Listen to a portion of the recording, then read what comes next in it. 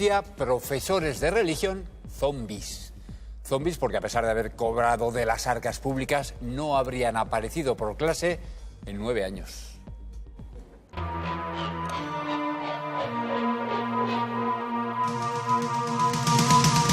Los trabajadores zombies llegaron hasta el Arzobispado de Valencia.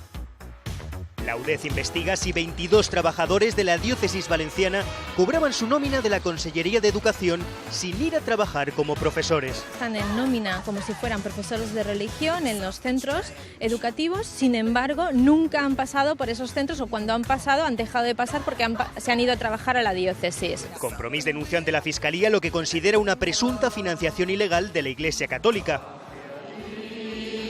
La investigación se centra en 9 años del gobierno del Partido Popular, la mayoría bajo la presidencia de Francisco Camps.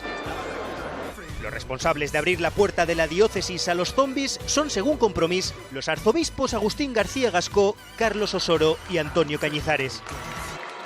La presunta contratación de profesores zombies de religión se produjo durante la etapa de los exconsellers de Educación Alejandro Fondemora y María José Catalá, que hoy descartaba cualquier ilegalidad. Estoy bien tranquila, he supervisado clarísimamente esas cuestiones. Siempre ha habido un convenio con el arzobispado para la formación de los profesores que impartían la asignatura de religión. Según la denuncia, no iban a trabajar, pero los 22 elegidos por el arzobispado de Valencia cobraban 1.800 euros netos al mes como jefes de departamento. Nosotros hemos detectado por ahora más de 9 millones de euros, pero puede ser mucho más. Eso es un fraude al erario público, un fraude al dinero de los valencianos y las valencianas. Y lo único que les toca hacer ahora es devolverlo.